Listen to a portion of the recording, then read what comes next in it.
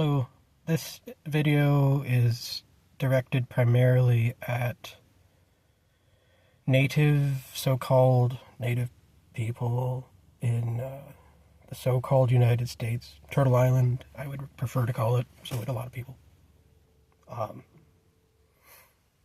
And also everyone who's about to be homeless, which is a lot of people everywhere. And it includes white people in the United States, of course. I'm considered mentally ill.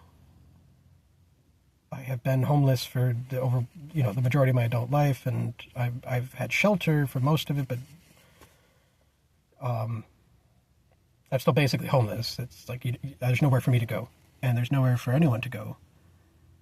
Increasingly, and this is just going to become more and more obvious. And I just wanted to describe what would happen to anyone who realizes I'm too mentally ill to function in this society, so I should apply for disability assistance. Well, the program, unfortunately, is not going to work, It doesn't move quickly enough.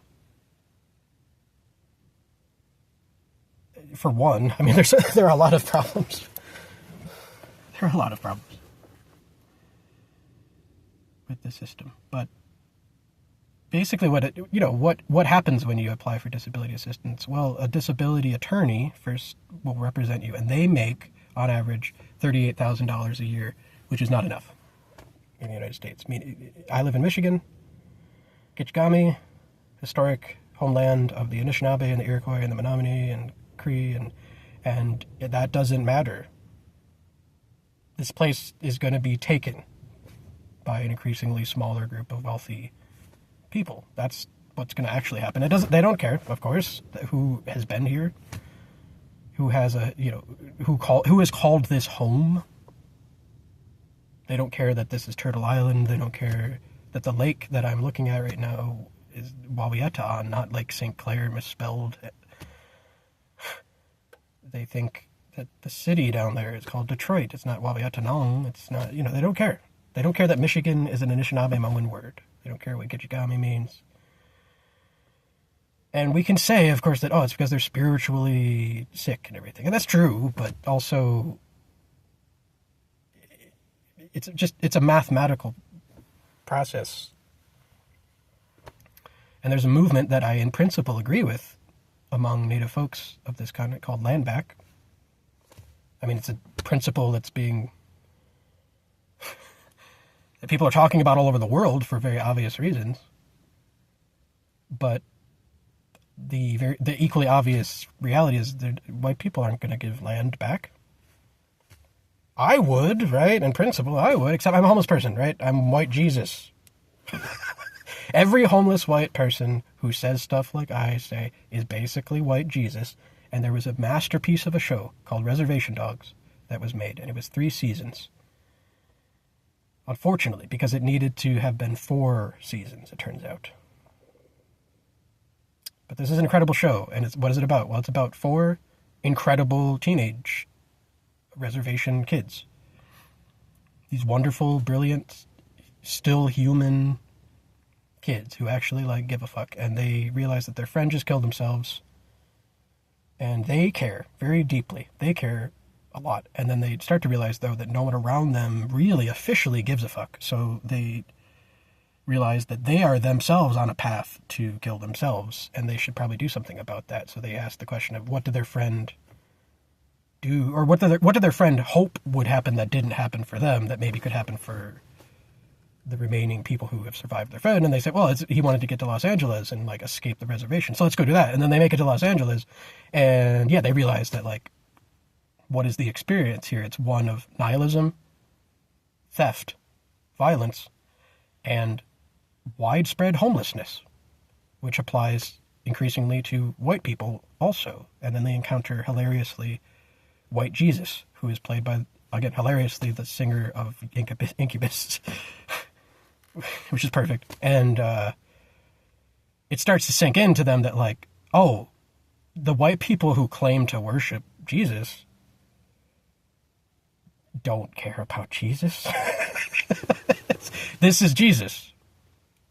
White people don't, we thought white people worshipped Jesus and that they were trying to like force us to worship Jesus. No, that's not what's going on.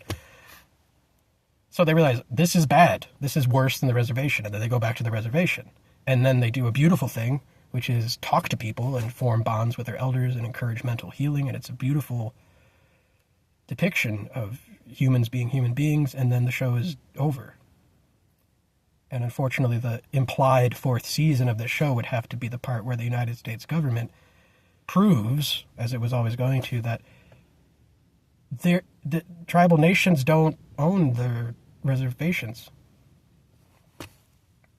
The government is taking the reservations. Duh. That's the thing. It's like every wise Native person throughout history has pointed this out. The United States government has said explicitly over and over that this is exactly what it intends to do, exactly what it has done, what it will do.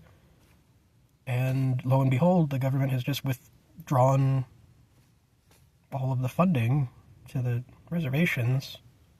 It is encouraging and allowing for wealthy elites to illegally, except who cares? Who has the power to stop this? Nobody. Illegally buy all of this reservation land. That's just what's going to happen, okay? Like, they're going to take all the land. Says the white person, right? That's the irony. It's like, says white Jesus. So Russell Means, Native activist, AIM activist, said to white people a long time ago, welcome to the reservation, meaning you idiots think that us Indians are in some different kind of situation entirely when we're all in this. You're next. Okay, welcome to the reservation. And then John Trudell says basically the same thing. You're the next Indians. Hello. And then a white person eventually has to say to the native children, not welcome to the reservation, not you're Indians, but welcome to the streets, motherfucker. You're homeless. Like homeless. Like they finally took your land. Like they were always going to do.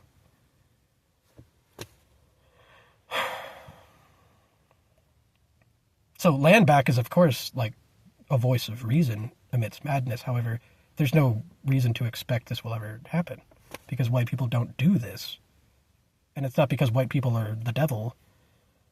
It's because there's a process of traumatized madness that is playing out where people are afraid to die, and as a consequence they just try to swim to lifeboats that are in fact mirages, and they just take everything from other people along the way. Like this end game is just two formerly elite people, the descendants of elite people, just fighting. It's a bum fight for the last lethal dose of fentanyl.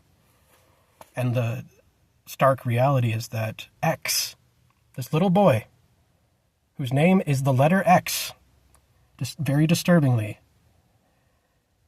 there's a real probability, or, there's a considerable probability, actually, that this child could be abandoned by his idiot parents, not just his idiot father, but, of course, both parents, because they're both responsible, like parents everywhere.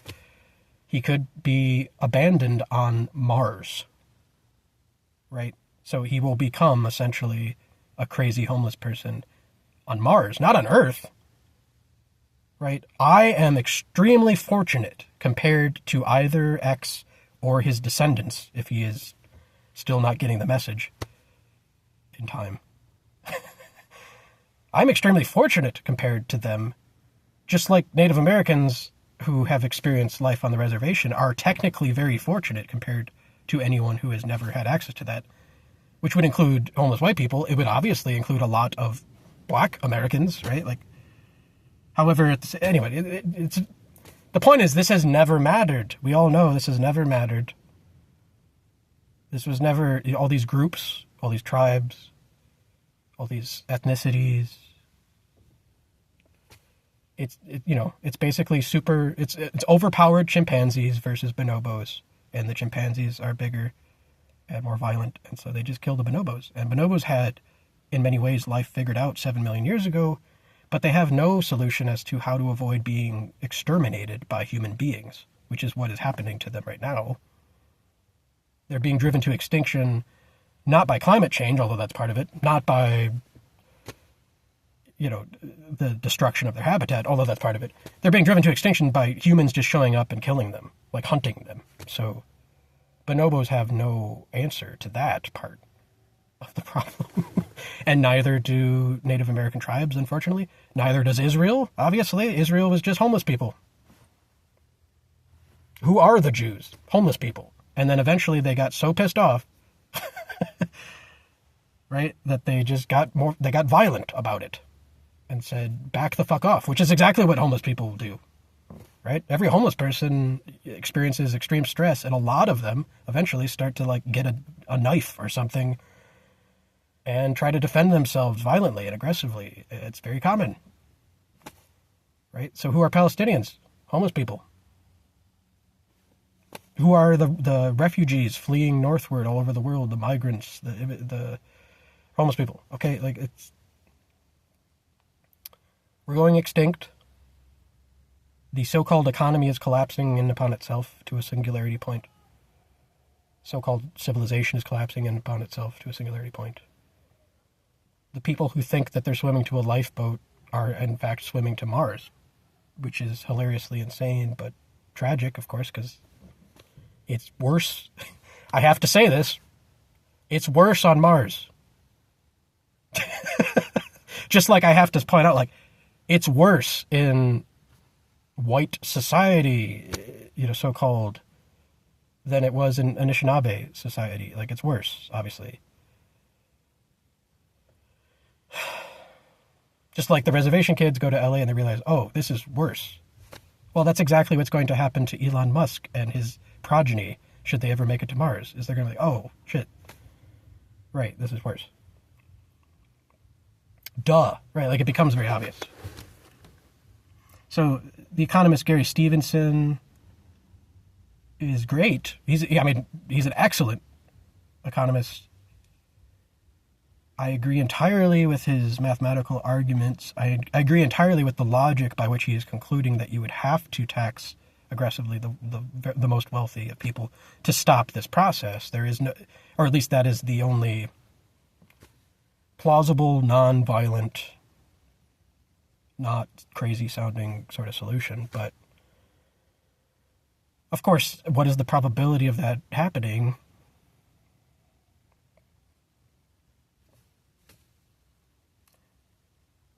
Right. He knows deep down, I'm sure. What is he doing? He's just trying to do something good with his life, same as anybody else. And I don't think he realizes what he's actually doing, which is encouraging people to prepare for suicide and euthanasia and antinatalism. Like, that's the only logical conclusion. Nobody wants to say that. Nobody wants to be the person to, like, point at a giant Kool-Aid bowl full of fentanyl and say, here's your solution. But until there's another solution, that's the most logical solution. That's the problem with suicide. That's the problem with why it's so appealing to end your own life rather than be subjected to the whims of other people who are ultimately insane and the whims of so-called nature, which is ultimately indifferent. So I'm by no means the first person to say this, and I'm by no means the last person to say this and have nobody listen to them, because that's just how it goes. And to anyone who is actually listening to me, I'm not suggesting that you don't count. I'm just saying it's not enough. There's a school bus. School bus full of children who, by the way, are at an increasing rate committing suicide. Their parents don't care, in general. They are at an increasing rate killing each other. They are at an increasing rate being replaced, obviously, by machines. They are at, like right now, if they have not already been born to wealthy parents, they are homeless. Okay? They just don't realize it yet. Except a lot of them do. I mean, that's the thing. It's like they probably know. And their parents are just lying to them. And that sucks, and that's why you shouldn't have children, because it's wrong. It's morally objectionable to bring innocent, defenseless beings into this place. Who would do that? Well, only someone who is so afraid of death that they're willing to harm another person. In fact, another person that they themselves create in order to distract themselves from the reality of their own suffering.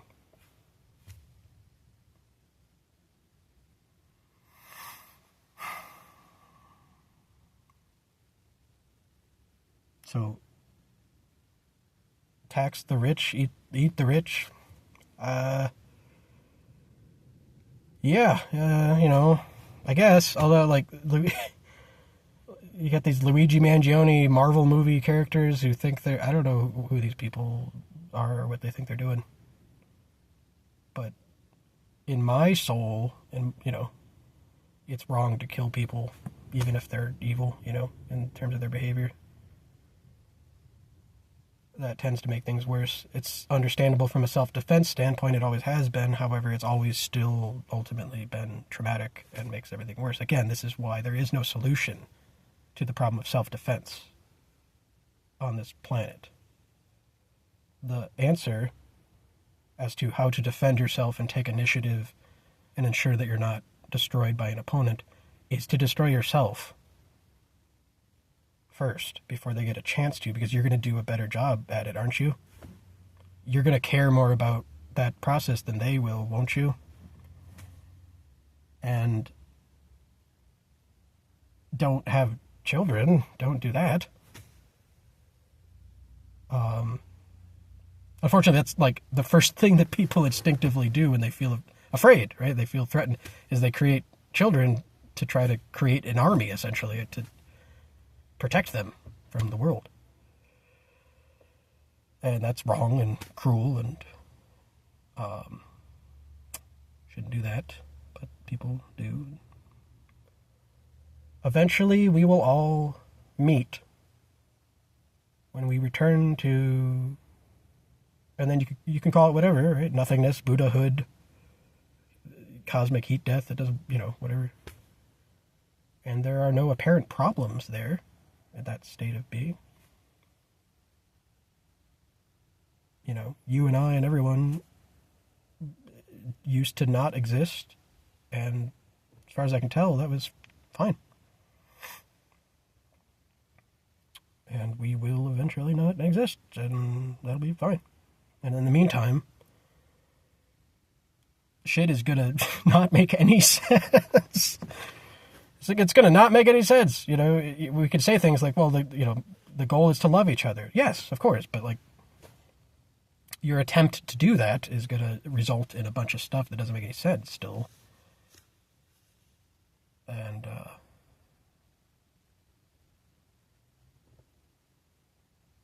eventually it will make sense. 0 equals 1. And when you accept that, everything is, well, mathematically speaking, reduced to a singularity, which is essentially what heat death is, although we don't think of it that way necessarily. I don't know. The Big Bang is a singularity, black holes are singularity, naked singularities are singularities, economic collapses are singularities. We can graph singularities very easily. You can make a singularity that looks really obvious where it goes, whoa! And then you can make a singularity that doesn't even appear on your calculator, and it's in the middle of a vanishing point because you're looking at it from above instead of from the side or whatever. And that's basically what's happening.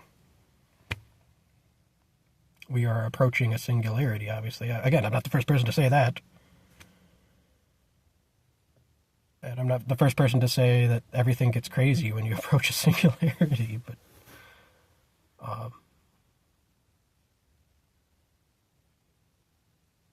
yeah, at some level I'm like, yeah, tax the rich. And yeah, land back. Except, are we going to tax the rich? No. And Are they going to give the land back? No. Also, is society going to collapse to the point where everything returns to a rewilded natural environment such that we can, like, in a peaceful way, return to hunter-gatherer lifestyles? No.